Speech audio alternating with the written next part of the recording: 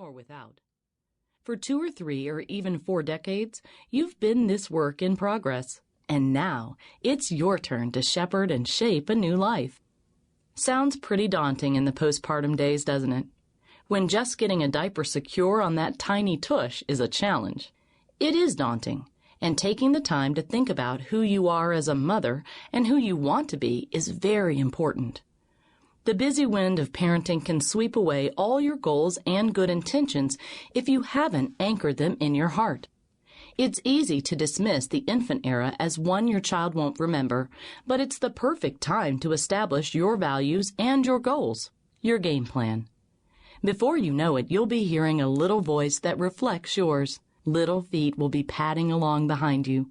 You'll want the path they follow to be intentionally set. Recently, my 3 little boys were having a post-dinner pre-bath boogie party, spastically breakdancing in their underwear and diapers.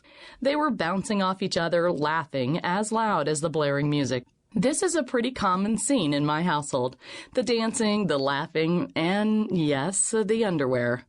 Growing up with 2 fairly docile sisters, I often stopped my own dancing to marvel at the mass of mini manliness before me. But on this particular evening, a different thought stopped me. I wondered, is this one of those things they'll always remember about their childhood? I sure hope so. Laughter, parents who aren't afraid to shake their own booties in a show of family solidarity, a love of music.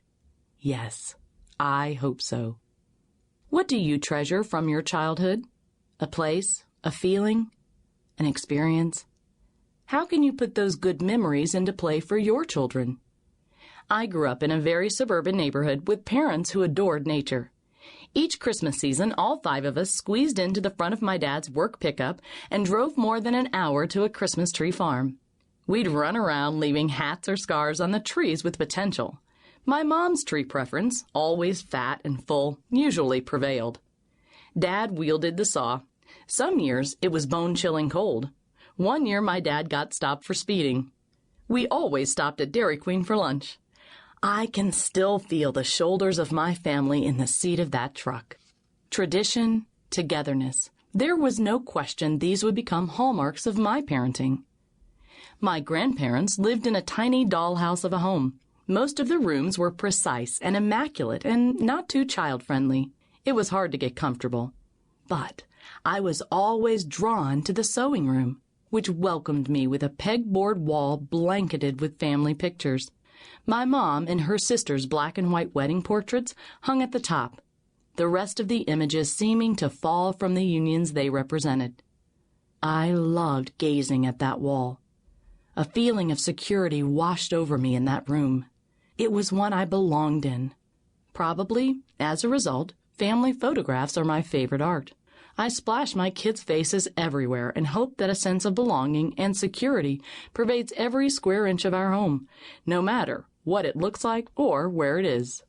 We should view parenting as a backpack we fill with the necessities, clothing, food, shelter, but one that comes with hundreds of little pockets in which to tuck the true stuff of survival, unconditional love, generosity, humor.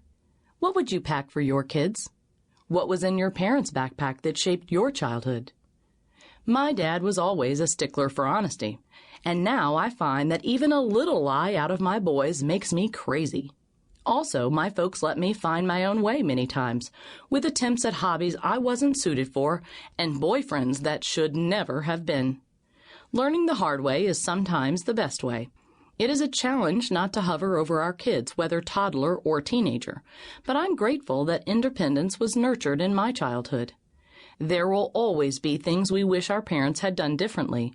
Now that you're a mom, sleep-deprived and full of ache for how much you want to give your little person, you will probably have more empathy for your folks and be more forgiving of the things you hope not to repeat. If becoming a parent hasn't already opened your eyes very wide to the past, it will.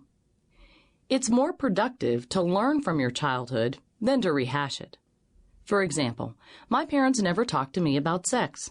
The week of my wedding, I playfully asked my mom if she was going to have the talk with me. She blushed and said she thought if I had any questions, I'd ask. I think it was characteristic of her generation to be reserved, if not silent, about such personal matters.